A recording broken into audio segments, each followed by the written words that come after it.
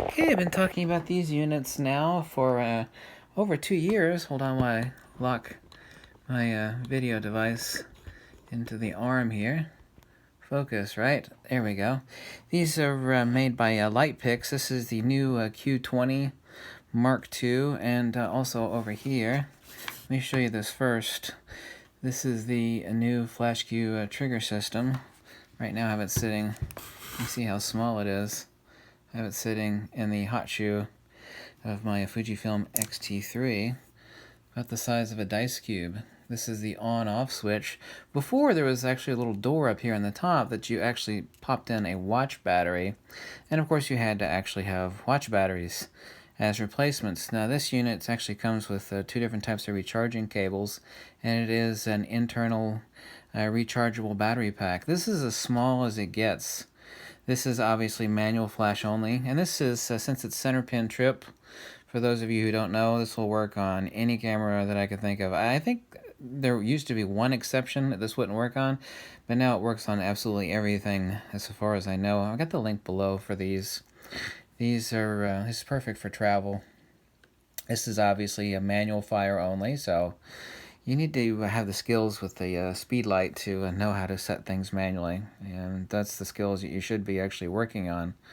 But these are incredibly cute, and this is actually the receiver unit for the transmitter. These that come in a pack where you can actually get one transmitter and one receiver, or one transmitter and 2 receivers. These are also programmable to frequencies. Believe it or not, even only have 2 buttons. This is the recharging port on the side here, and right here on the front is the on-off button that you hold to power on, and then you hold to power off.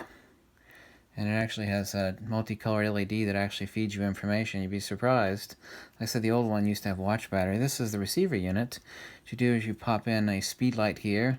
You can actually take this base off. There's actually a little click right here on the side that you actually pull, and you can actually take that off. What this does is it lets you mount this onto a light stand.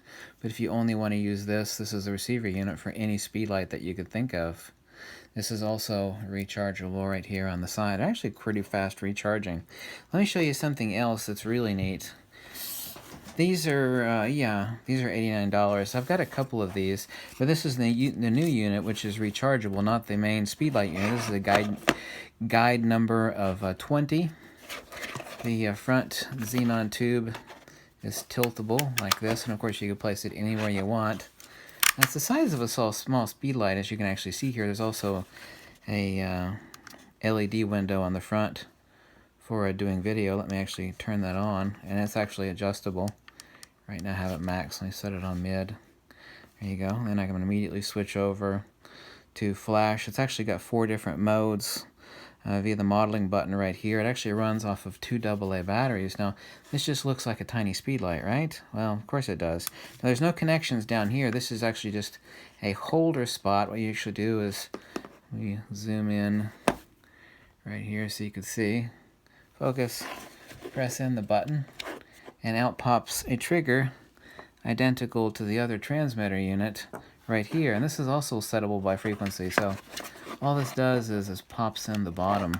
So you can either use this in your hot shoe, because this is a transmitter and this is a receiver, and they can be connected even though there's no communication between the actual flash unit and the transmitter. Or you just pop it in your camera and hit the button, and you place this wherever you want to place it. You can actually use rechargeable batteries in this, and there's a recharging port right underneath here. It also has a slave window on the front. Now this is manual, obviously, and you do have 7 different power settings on the unit, which you can also control. You can use this as a test fire button by holding it down, or actually use this to go up and down on the power settings for the Speedlight on the front. So you could place it anywhere you want, like this, or swing it out. You set it like this. So this is the LED window for video. Obviously, even in its more powerful setting, you're only looking at about 6 feet of headshot use for video. 2 AA batteries. Let me show you the door on the side here. right there, 2 AA batteries. It's not an affiliate link, by the way, okay? I don't get any kickbacks or anything talking about this. This is as small as it gets. Also really cool. And if you ever lose your transmitter from the other unit, this is a one single type of unit. Let me move this out of the way. The actual transmitter and receiver, or you can get a transmitter and 2 receivers to fire 2 speedlights. And this, of course, is something completely separate. This would be perfect for travel. Now, the great thing about this is that it's so compact. You can actually leave this. Actually, on my XT2, I actually left my FlashQ trigger in my hot shoe all the time, because look at the profile that you actually have here. This is nothing. It's the size of a little dice cube sitting in your hot shoe. Turn it off, obviously. Right now, I think I have this one off. Did I turn the other one on? It doesn't make any difference. But I think it is cute as hell. And it's actually an ingenious little design from these folks. Ingenious little design. So that's the FlashQ 20. Now, the Mark II version means this is the rechargeable unit as opposed to the watch battery unit by Lightpix Labs, right here. I'll put a link to their website below where you could find it. And even though one thing that's incorrect on the website, they say like 10 meters distance between the transmitter. You also can't do burst photography, you know, one shot, so on and so forth.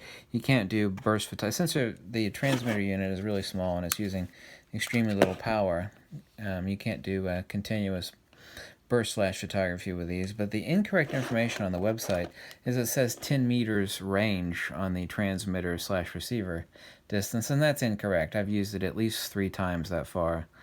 Easily used it, oh god, I remember I used it 50, 60 feet once, and of course you need line of sight since it's only putting out, I don't know, probably 50 milliwatts of power. Not even putting out 100 milliwatts of like a typical cell phone, so. But it is a lot further than the website gives it credit for. 10 meters is not the distance. So, yeah, well, you guys asked that question in the past about these. And here's the little Y charger. Like if you get the transmitter receiver unit, you could actually charge both at the same time. What it also comes with is a PC sync connector. And here's another USB single connector. You just use the wall wart from your iPhone to charge the unit. And like I said, the little flash itself only uses 2 AA batteries. So this is about as cute as it gets, and also rather an ingenious design. Thank you so much for watching, and I'll catch you later. Bye.